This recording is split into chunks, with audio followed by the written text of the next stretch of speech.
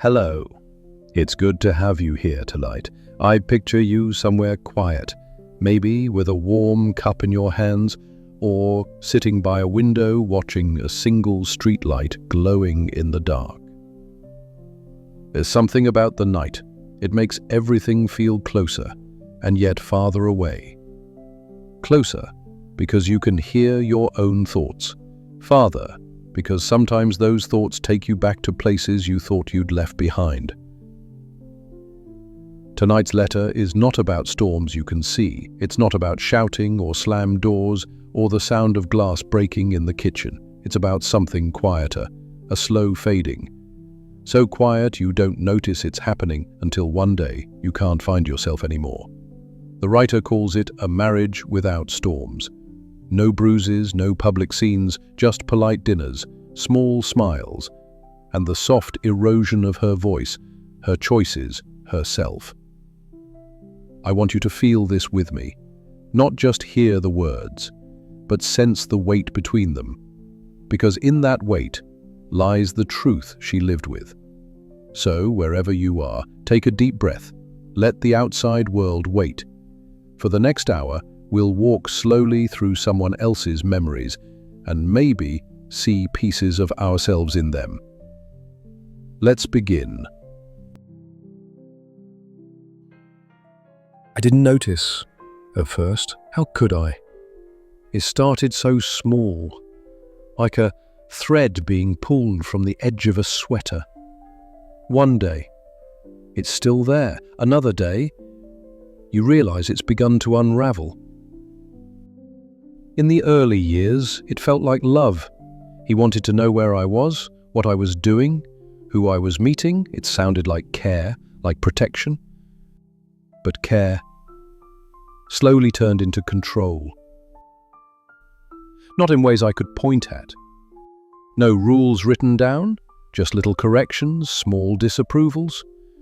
The tilt of his head when I laughed too loud at a friend's joke.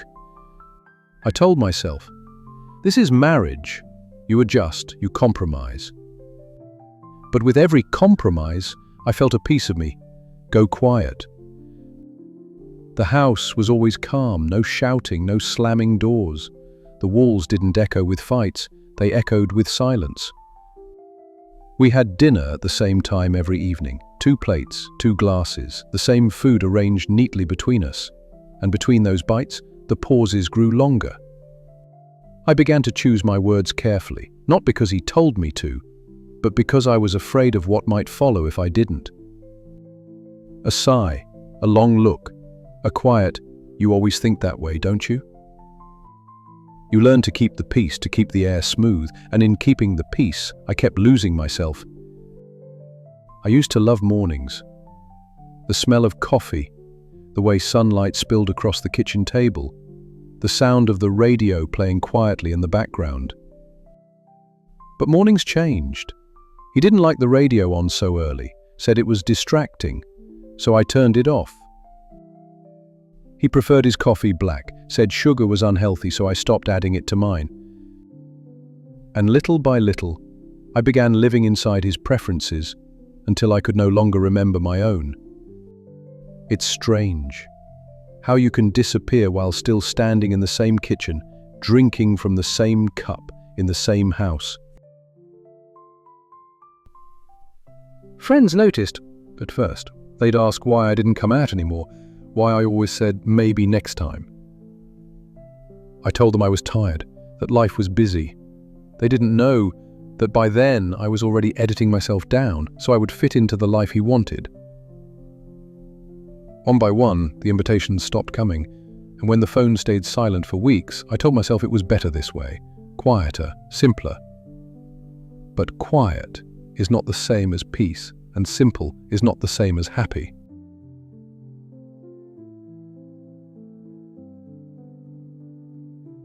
Even my laughter changed.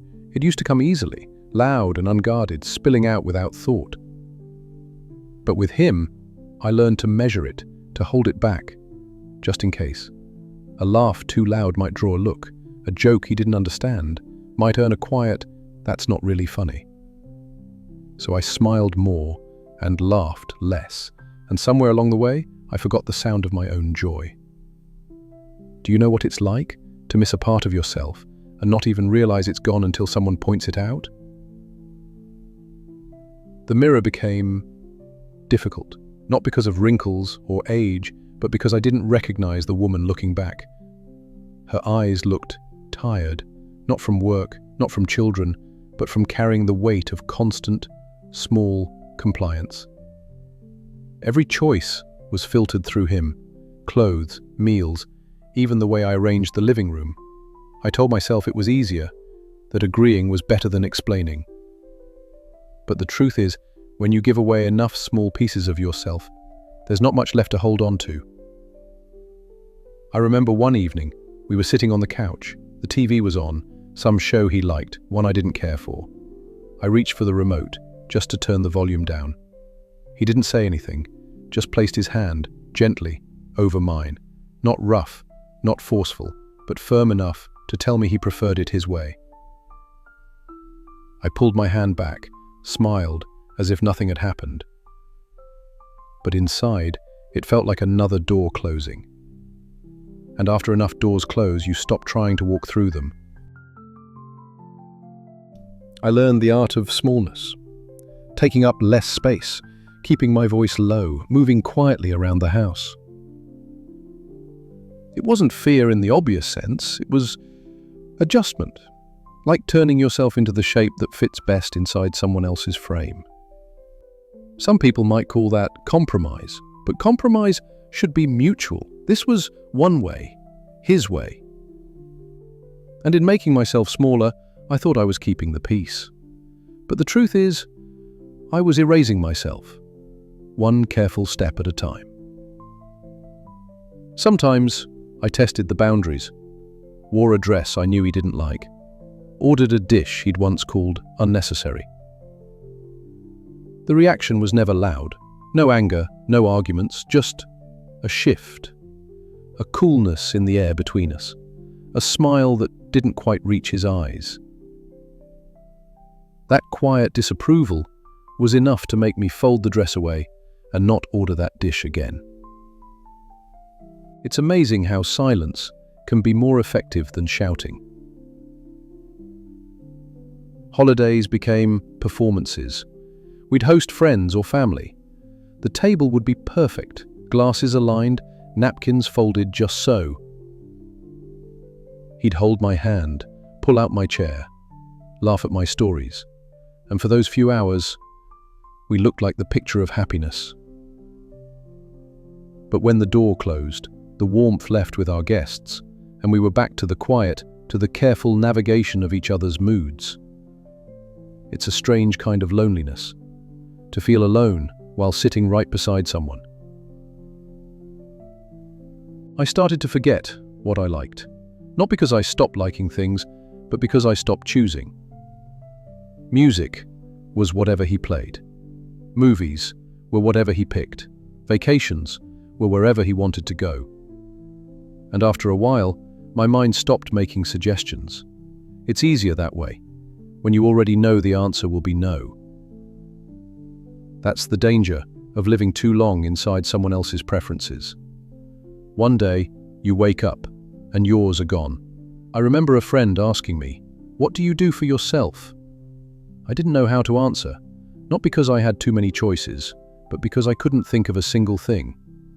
I smiled, changed the subject, and later that night, sat in the dark, realizing how much of me was missing.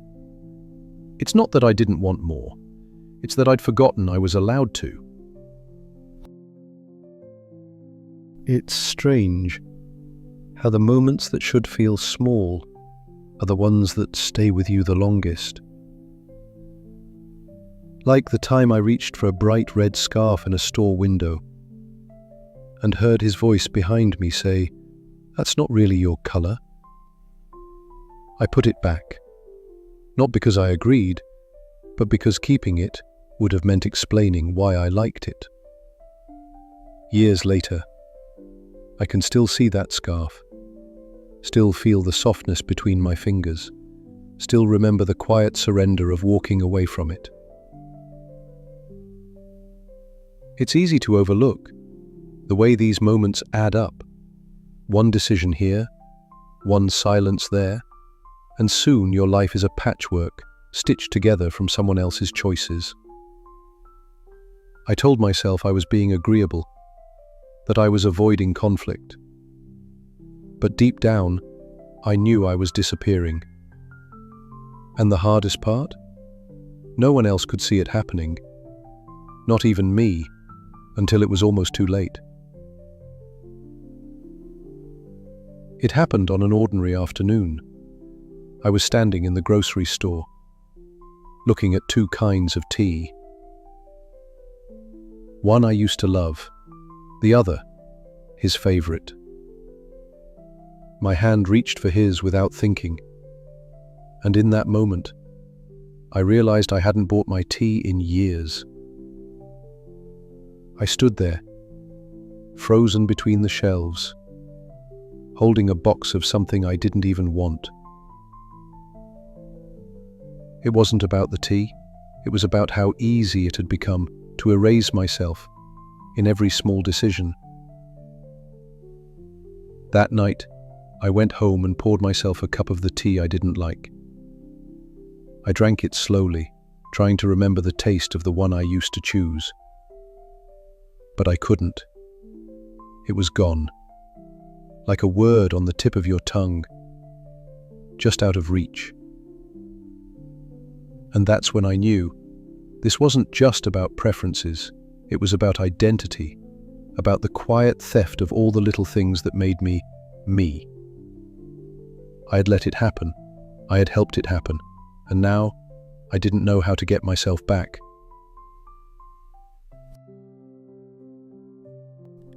I started asking myself, when did it begin? Was there a single moment? Or was it a slow drip over years?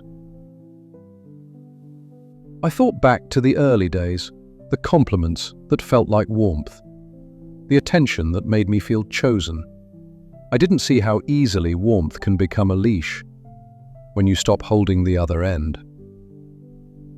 I wanted to believe we were a team, but teams require two voices, and mine had grown quieter, until it was little more than an echo. It's dangerous how you can confuse control for care when it comes wrapped in affection. The losses weren't loud. They didn't happen all at once. It was more like erosion, tiny pieces breaking away, carried off by the tide. The hobbies I loved, the friends I trusted, the colors I used to wear, even the way I styled my hair. Every change seemed small, insignificant, on its own, but together, they formed a version of me I could barely recognize. And maybe that's the hardest part. No one notices the erosion but you. And by the time you do, the shore has already changed forever. There came a morning when I woke up before him and just lay there, staring at the ceiling. The sun was streaming through the curtains, but I couldn't feel it. I couldn't feel anything. I thought about getting up, making coffee, starting another quiet day. But the thought of moving felt heavy, like I was carrying years of unsaid words in my chest. That was when the first crack appeared, not in the marriage, but in my acceptance of it. I began to notice small rebellions, wearing the earrings he once called too flashy, listening to music in the kitchen when he was out, buying a scarf in the color he said didn't suit me. They were tiny acts, insignificant to anyone else, but to me, they felt like sparks in a room that had been dark for far too long. Each one reminded me that I was still here, faded, smaller than before, but not gone. And once you remember you're still here, you start to wonder what it would take to be fully yourself again.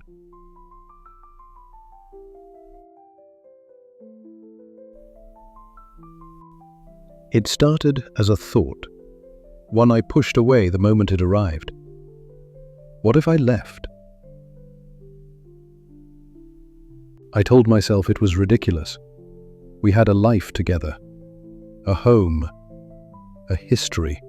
Leaving felt too big, too impossible.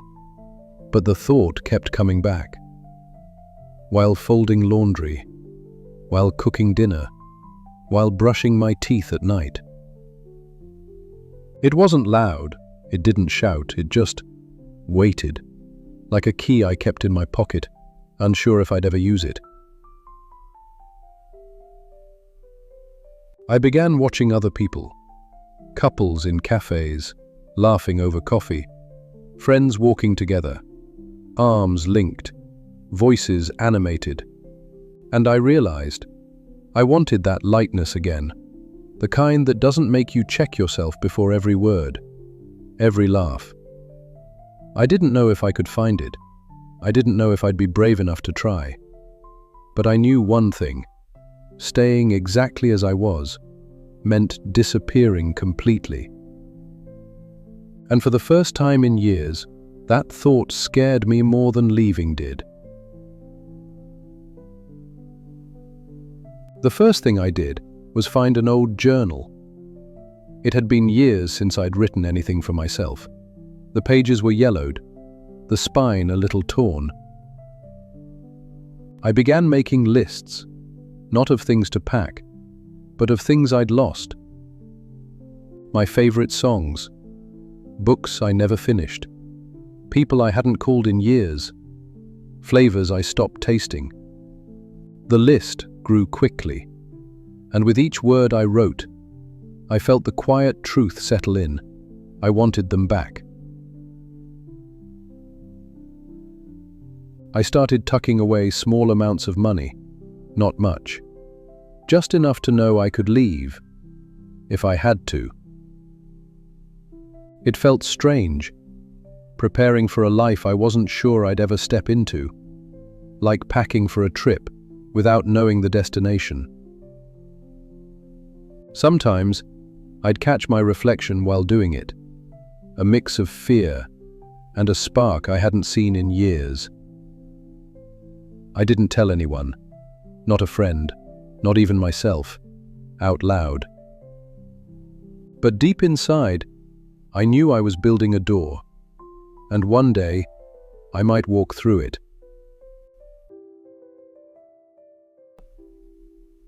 One Saturday. I told him I was meeting an old friend for lunch. He hesitated just for a second, then nodded. It wasn't a lie. She was someone I hadn't seen in years, someone who once knew me better than anyone.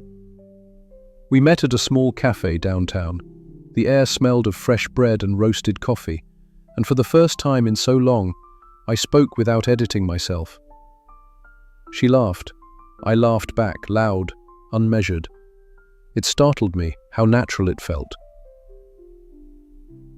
When I got home, the house felt different, or maybe I did.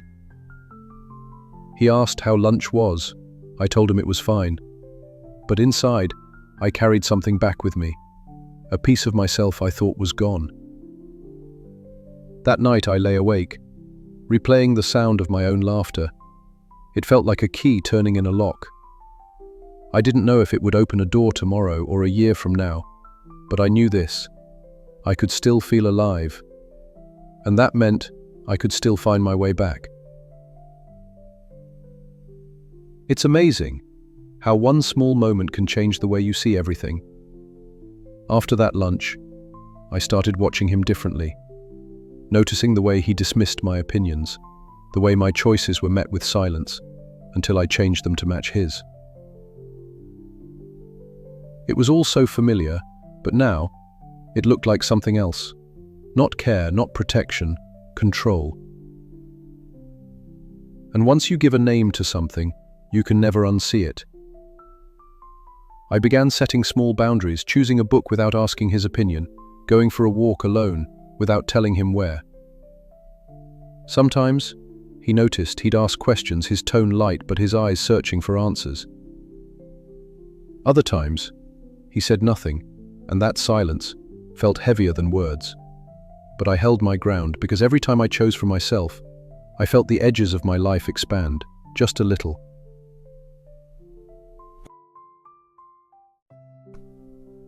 The turning point wasn't dramatic. No shouting, no slammed doors, just an evening like any other. We were sitting at the table. He was talking about something at work. I was nodding, smiling in the right places, and then he asked me a question, something simple.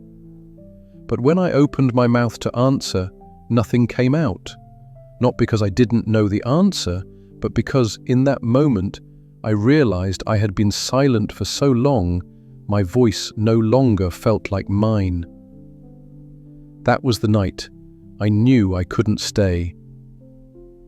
Leaving didn't happen all at once. It took weeks of quiet planning, days of questioning myself, and nights staring at the ceiling, wondering if I was making a mistake. But every time doubt crept in, I'd remember the tea, the scarf, the music in the kitchen, the laughter that felt like sunlight. I wasn't leaving to run away from him. I was leaving to come back to me. And when the day finally came, I walked out quietly, no tears, no final words, just the sound of my own footsteps carrying me toward the life I thought I'd lost forever. Some endings don't need closure. They just need distance. I never went back. Not to the house, not to the life I lived there.